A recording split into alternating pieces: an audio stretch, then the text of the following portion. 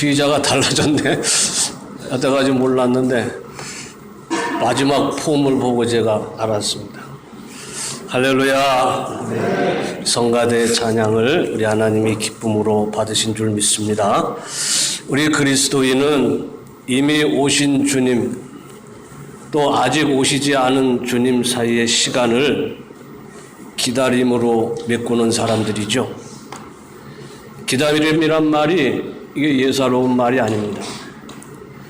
어려워서가 아니라 그 안에 서로 상반된 그런 느낌이 들어있기 때문입니다.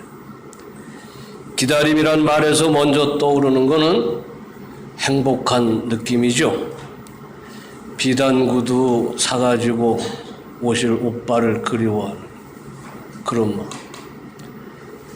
꽃이 피기를 기다리며 화분에 물을 주는 그런 기다림. 기다리는 것만으로도 기뻐할 수 있다. 기다릴 수 있어서 행복하다. 이런 식의 시구나 자문은 많이 찾아볼 수가 있습니다.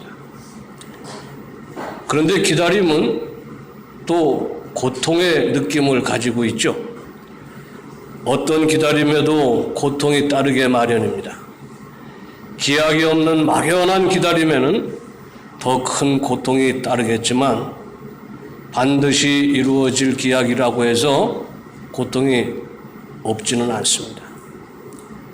기다림이 지닌 고통은 기다리는 시간과 비례하기 십상입니다. 큰 고통일지라도 기다리는 시간이 짧으면 참을 만한 것이고 그 시간이 길어지면 작은 고통이라도 크게 느껴지는 법입니다. 약속이 분명하고 분명치 않음도 고통의 정도를 가름하는 한 요소가 됩니다. 고통이 커도 약속이 확실하다면 어떻게든 참고 견딜 수가 있겠는데 막연한 그런 기다림에 닥치는 고통은 작은 것이라도 참아내기가 쉽지 않은 법이죠. 그리스도인의 기다림은 어디에 속할까요? 시간은 기약이 없이 길고 약속은 분명하고 확실합니다. 어떤 고통도 참을 수 있을 만큼 짧은 시간이 아니죠. 한 번 참는 것으로 끝내는 기다림도 아닙니다. 그래서 주님이 말씀하셨잖아요. 너희의 인내로 너희 영혼을 얻으리라. 그런데 주의 약속은 분명하고 확실합니다. 누가복음이 전하는 예수님의 말씀에 이런 구절이 있습니다. 이에 비유로 이르시되 무화과 나무와 모든 나무를 보라. 싹이 나면 너희가 보고 여름이 가까운 줄을 자연히 아나니. 자연히 아나니. 굳이 알려고 하지 않아도 절로 알게 되는 일. 자명한 일이라는 거죠. 주님의 오심을 그렇게 믿고 기다리는 사람들이 그리스도인들입니다. 믿는 이들의 기다림은 긴 시간, 헤아릴 수도 없는 그런 긴 시간을 요하는 일이긴 하지만 반드시 이루어질 만남을 위한 기다림인 거죠. 기다림의 양면, 행복과 고통이 함께 있는 기다림입니다. 그래서 바울 사도가 말합니다. 소망 중에 즐거워하며 환난 중에 참으며 기도에 항상 힘쓰라. 즐거워하고 또 한편으로 참고 기도함으로 기다림의 긴 시간을 채워나가는 우리 공덕교회 성도들 되시기를 기원합니다. 즐거움과 고통이 함께 있다면 즐거움은 크게 하고 고통은 줄이는 것이 좋겠죠. 즐거움이 크면 고통은 줄거나 짧게 느껴지게 될 것이고 즐거움이 작아지면 고통은 몸집을 키우고 시간은 그 길이를 늘려가게 될 것입니다. 그러나 믿는 자의 기다림에는 즐거움을 크게 할 만한 그 무엇이 없습니다. 기다림이 주는 고통 그 자체를 해결하는 유일한 방법은 인내입니다. 다른 길이 별로 보이질 않습니다. 우리의 즐거움은 소망이 이루어지는 시간에 현실이 될 겁니다. 그래서 소망 중에 즐거워하라고. 소망이 있어야 인내할 수 있다고 성경이 말하고 있는 거겠죠. 우리 기다림의 끝이 즐거움이 되려면 어떻게 해야 되겠습니까? 마침내 결국을 보리라는 그런 마음으로 기다려야 됩니다. 사실 이 마음이 없으면 기다림이라고 할 수 없는 거죠. 소망의 본질입니다. 소망이라는 말이 바라볼 곳이라는 말이니까 그게 결말, 끝, 결국입니다. 끝까지 가서 그 결말을 보아야 하겠다. 그 마음이 소망인 거죠. 약속을 받았지만 환난에 처한 사람들이 인내할 수 있었던 마음입니다. 어려서 하나님의 택함을 받았지만 도망자가 된 다윗도 이렇게 고백합니다. 참으로 주께서는 모든 환난에서 나를 건지시고 내 원수가 보응받는 것을 내 눈이 똑똑히 보게 하셨나이다. 소망이 이루어진 거죠. 믿는 자가 보아야 할 결국이 뭡니까? 누가복음에 전해지는 주님의 말씀은 이런 일이 되기를 시작하거든 일어나 머리를 들라 너희 속량이 가까웠느니라. 오늘 본문에서 바울은 이렇게 말합니다. 너희 안에서 착한 일을 시작하신 이가 그리스도 예수의 날까지 이루실 줄을 우리는 확신하노라. 이미 오신 주님께서 시작하신 일이 착한 일입니다. 그리스도 예수의 날, 곧 다시 오실 날에 완성하실 일이죠. 그 착한 일이 속량, 곧 구원이라는 말입니다. 기쁨이요 영광이죠. 믿는 자는 환난 가운데서도 이게 끝이 아니다. 어디 끝까지 가보자 외치며 사는 자입니다. 비록 더딜지라도 그 끝에 있는 구원의 기쁨과 영광을 보면서 참는 자입니다. 결국을 보려면 간절히 사모하는 마음으로 기다려야 됩니다. 결국을 보리라는 마음이 환난 가운데서 견디는 힘이라면 사모하는 마음은 기다림 그 자체를 기쁨으로 바꿀 수 있는 힘입니다.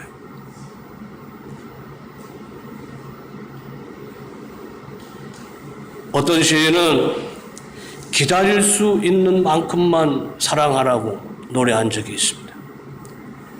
기다림이 짜증스러워지고 힘들어지면 그건 사랑으로 말미암는 기다림이 아닌 것입니다. 그렇죠? 사모하는 마음으로 기다리면 기다림이 행복이 될 수가 있는 것입니다. 오늘 봉독한 빌립보서는 바울이 옥중에서 쓴 편지입니다. 내용 중에 가장 많이 쓰이고 유명한 구절은 주 안에서 기뻐하라는 거죠. 주 안에서 항상 기뻐하라. 내가 다시 말하노니 기뻐하라. 옥에 갇힌 게 결코 기뻐할 일이 아닙니다. 그래서 주 안에서라는 단서를 붙여요. 주 안에서 기뻐하라. 바울은 빌립보 교회를 생각하면 감사와 기쁨이 넘쳤습니다. 지난주 데살로니가 교회도 그랬는데 바울에게는 모든 교회가 다 그랬던 것 같아요. 내가 너희를 생각할 때마다 나의 하나님께 감사하며 간구할 때마다 너희 무리를 위하여 기쁨으로 항상 간구함은 너희가 첫날부터 이제까지 복음을 위한 일에 참여하고 있기 때문이라. 빌립보의 교우들과는 처음부터 지금까지 복음의 일, 곧 그리스도의 구원을 선포하고 그 날을 기다리는 일에 함께 참여한 사이입니다. 주 안에서의 교제죠. 이 교제가 얼마나 깊은지 바울이 이렇게 말합니다. 내가 너희 무리를 위하여 이와 같이 생각하는 것이 마땅하니 이는 너희가 내 마음에 있음이며 나의 매임과 복음을 변명함과 확정함에 너희가 다 나와 함께 은혜에 참여한 자가 됨이라. 내가 예수 그리스도의 심장으로 너희 무리를 얼마나 사모하는지 하나님이 내 증인이시니라. 마음에 가득 찼어. 미워하는 마음으로 가득 찬 게 아니라 사랑하고 사모하는 마음으로 가득 차 있습니다.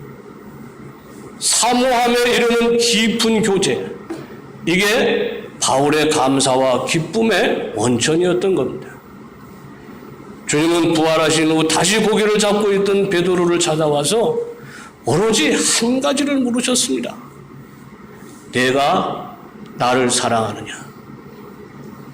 거듭 물으셨는데 오로지 한 가지였습니다. 주님은 베드로의 사랑을 거듭 확인하신 후에 이렇게 말씀하셨어요. 내가 진실로 진실로 내게 이르노니 내가 젊어서는 스스로 띠띠고 원하는 곳으로 다녔거니와 늙어서는 내 팔을 벌리리니 남이 내게 띠띠우고 원하지 아니하는 곳으로 데려가리라. 이 말씀을 하시면 베드로가 어떠한 죽음으로 하나님께 영광을 돌릴 것을 가리키심이로라. 이 말씀을 하시고 베드로에게 이르시되 나를 따르라 하시니, 주께서 가신 좁은 길, 고통의 길로 가기 위해서는 주를 사랑하는 자가 되어야 된다는 그런 뜻입니다.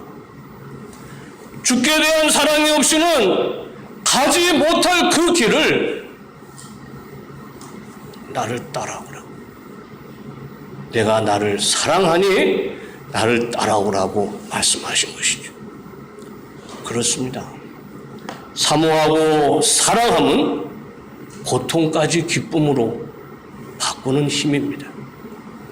고통이 아니면 채울 수 없는 기다림의 시간을 즐거움으로 바꾸는 그런 힘입니다. 우리 공덕교회 성도들이 우리 주 예수 그리스도의 오심을 사모하고 예수를 사랑함으로 사모하는 그런 성도들이 되시기를 기원합니다. 믿음이 또 있어야 되겠습니다. 그날의 주인에 대한 믿음이죠. 주님은 어리석은 부자의 비유 끝에 이렇게 말씀하셨습니다. 하나님은 이르시되 어리석은 자여 오늘 밤에 내 영혼을 도로 찾으리니 그러면 내 준비한 것이 누구의 것이 되겠느냐 하셨으니 자기를 위하여 재물을 쌓아두고 하나님께 대하여 부여하지 못한 자가 이와 같으니라. 돈 많이 있는데 헌금 안 하는 사람에 대한 이야기가 아닙니다. 땅에 속한 일에 골몰하느라고 하늘에 속한 일을 잊어버리는 어리석음에 대한 이야기입니다. 태산이 높다 하되 하늘 아래 매이로다. 인간이 세상에서 말하는 성공, 정상, 정복 이런 것들은 아무리 크고 높다 한들 하늘 아래 땅에 속한 일들입니다.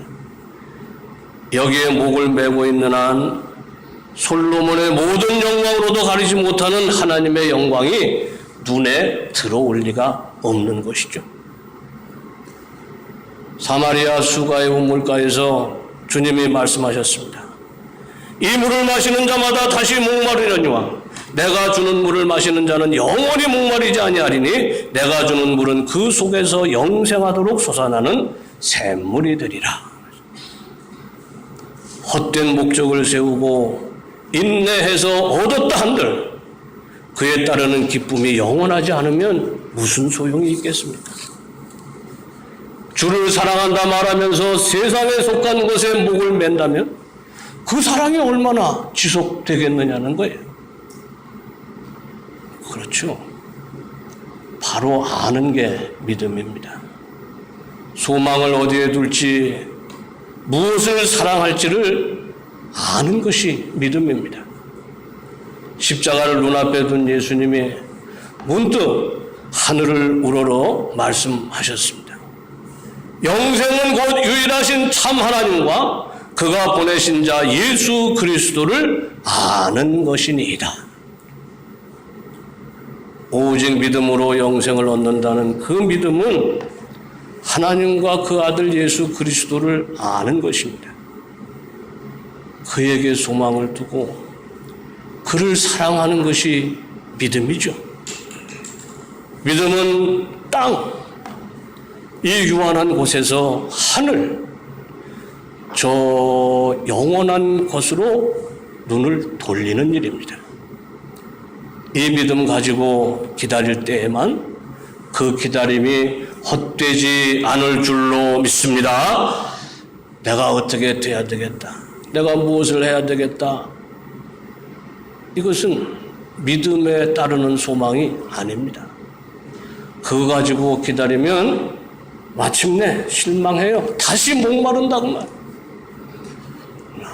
우리 주 예수 그리스도가 주는 물은 영원히 목마르지 않는 것이니 주 예수께 소망을 두고 주 예수의 오심을 기다리는 우리 성도들 다 되시기를 간절히 기원합니다. 바울이 활동하던 시기는 한 세대가 끝나기 전에 있을 것이라던 주의 재림이 이루어지지 않고 있었기 때문에 사람들 사이에 점차 실망감이 더해가는 그런 시대였습니다. 바울이 처음 쓴 데살로니가 전서는 주의 재림이 그야말로 목전에 다다랐다고 생각하던 그때였습니다. 데살로니가 교회가 특히 그랬습니다. 그 때문에 생긴 문제들, 방탕하거나 일을 하지 않거나 하는 것들이 바울의 주된 관심사가 돼가지고 데살로니가 전서에 기록이 되어 있습니다. 그런데 조금 나중에 쓴 데살로니가 후서는 주의 재림이 있기 전에 나타날 현상들이 묘사되어 있습니다. 그 짧은 시간 동안에 주께서 오시지 않으니 주의 재림을 부정하는 자들이 생겼다고 말해요. 주의 재림이 확실하다 하는 것을 알려주기 위해서 다시 편지를 썼어요. 참 묘하죠. 첫 번째 편지는 그 소망이 너무 커서 부작용이 생겼다. 거기에 대해서 편지를 썼어요. 근데 두 번째 편지는 이제 아예 주의 재림이 없다 하는 자들 때문에 또 편지를 썼다고 말해요. 빌립보서는 그보다 더 후에 바울이 말년에 쓴 것으로 이제는 언젠가 될지 모르는 그날을 기다리는 시간에 그리스도인이 어떤 모습으로 세상을 살아가야 할지에 대한 권면이 주를 이루고 있습니다. 오늘 봉독한 부분이 특히 그렇죠. 주의 재림을 기다리는 시간이 2000년이 넘은 때를 사는 그리스도인의 삶의 이유와 보람에 대해서 말씀하신 것과 같습니다. 믿는 자가 기다림의 시간에 채워야 할 일들을 말하고 있습니다. 새로운 건 없습니다. 이미 말한 것들에 덧붙이는 것들이죠. 뭐라고 하십니까? 우선은 사랑의 분별력을 더하라고 합니다. 내가 기도하노라 너희 사랑을 지식과 모든 총명으로 점점 더 풍성하게 하사 너희로 지극히 선한 것을 분별하며. 오늘날 그리스도인들이 세상에서 손가락질 받는 것은 교회가 예수를 사랑하지 않기 때문이 아닌 것 같습니다. 그리스도에 대한 사랑, 교회에 대한 사랑, 목사에 대한 사랑이 맹목적이라는 데 있는 것 같아요.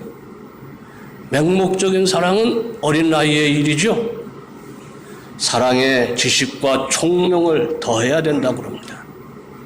잘해야 되는 거죠. 믿음의 장성한 자가 돼서 분별력을 갖추라는 그런 말입니다. 베드로가 이렇게 말했습니다. 오직 우리 주 곧 구주 예수 그리스도의 은혜와 그를 아는 지식에서 자라가라. 우리 공동교회 성도들이 믿음이 자라게 되시기를 기원합니다. 나이가 다 먹었다고 믿음이 안 자란다고 생각하는 것 같아요. 몸과 함께 믿음까지 늙어간다고 생각하면 안 된다는 거죠. 예전에 그 열심인 믿음에서 분별력을 더한 믿음으로 자라게 되시기를 기원합니다. 그날이 오기까지 허물없이 견뎌야 됩니다. 또 진실하여 허물 없이 그리스도의 날까지 이르고, 시간이라는 게 모든 걸 변화시키는 힘을 가지고 있잖아요. 시간이 길어질수록 그 변화의 정도도 심해지기 마련입니다. 허물이 생기면 상처가 돼요. 흉으로 남습니다. 상처가 깊어지면 회복하기 어려울 수도 있습니다. 그런데 그리스도인들은 언제나 진실해야 됩니다. 기다리는 동안에 변하지 말아야 된다는 얘기죠. 한결같아야 됩니다. 진실은 영혼과 통하는 속성이 있기 때문이에요. 지혜자가 이렇게 말합니다. 진실한 입술은 영원히 보존되거니와 거짓 혀는 잠시 동안만 있을 뿐이니라. 어디 말만 그렇게 했습니까? 진실한 마음, 진실한 행동, 진실만이 우리로 그리스도의 날까지 이르게 할 줄 믿습니다. 끝으로 의의 열매가 가득해서 그리스도의 찬송과 영광이 되기를 원했습니다. 의의 열매는 여러 가지로 해석이 가능한 말이긴 하지만 아무리 봐도 바울의 이 편지에서는 구원받는 자들이 많아지는 것으로 봐야 되겠습니다. 전도의 열매인 거죠. 바울의 염려는 오직 하나입니다. 옥에 갇혀서도 오직 그 일만을 걱정하는데 바로 주를 전해서 구원받는 자들이 더욱 많아지기를 바랬습니다. 그런데 그 일을 하는 자기가 옥에 갇히니까 이게 어떻게 될까? 그게 염려스러웠어요. 그런데 이상한 일이 나타났습니다. 전도자들이 더 활발하게 주를 전하게 된 거예요. 형제들아, 내가 당한 일이 도리어 복음 전파의 진전이 된 줄을 너희가 알기를 원하노라. 개중에는 바울이 갇혔으니 나라도 해야 되겠다 하는 심정으로 열심을 내는 사람도 있었고, 또 개중에는 바울을 시기하다가 기회가 이때다. 내가 바울보다 더 나은 사람이라는 걸 입증해야 되겠다. 그래서 열심히 복음을 전하는 사람들이 생겨나더라 그 말이죠. 그런 사람이 많았던 것 같아요. 바울이 뭐라 그럽니까? 그러면 무엇이냐? 거칠애로 하나 참으로 하나 무슨 방도로 하든지 전파되는 것은 그리스도니 이로써 나는 기뻐하고 또한 기뻐하리라. 그리스도인은 주의 날에 우리를 영화롭게 하실 주님께 영광을 돌려야 됩니다. 의의 열매를 많이 맺음으로 그리스도를 믿는 믿음의 후사를 많게 함으로 우리 하나님을 가장 기쁘게 하고 영광스럽게 할 줄로 믿습니다. 우리 사람들이 보면은 구원받는 사람 전도의 열매를 자기만 한다고 생각하는 사람들이 있어요. 남들은 안 하고 나는 열심히 하는데, 또 내가 없어지면 교회가 어떻게 되나 그런 걱정하는 사람도 있어요. 걱정할 일 하나 없습니다. 바울이 옥에 갇히니까 바울보다 더 열심을 내는 사람들이 나타나더라고 말이에요. 사랑하는 성도 여러분, 주의 날을 기다리는 그리스도인은 하늘에 닿은 소망으로 환난을 이겨야 합니다. 주 예수 그리스도를 사랑함으로 환난 가운데서도 즐거워해야 됩니다. 얼마가 될지 모르는 기다림의 시간을 믿음으로 채워나가야 됩니다. 거기에 분별력을 더하고 변함없이 진실하고 의의 열매가 풍성해서 하나님의 영광과 찬송이 되는 성도들 되시기를 간절히 축원합니다. 아버지 감사하고 감사합니다. 우리 공덕교회 이 땅에 115년 동안 서 있습니다. 아버지 많은 전도의 열매를 맺었는데 주님 오실 때까지 계속해야 될 일인 줄 믿습니다. 바라고 원하옵기는 아버지 그 시간이 아무리 길어도 기쁨 가운데 아버지 나가게 하시고 우리 하나님의 도우심으로 말미암아 아버지 넉넉히 이기고 견뎌서 마침내 영광을 목도하는 은혜가 있게 하여 주시옵소서. 우리 하나님께서 우리 교회를 이끌어 가시며 지켜주시고 또 일하실 줄 믿고 감사하며 예수님 이름으로 기도하옵나이다. 아멘.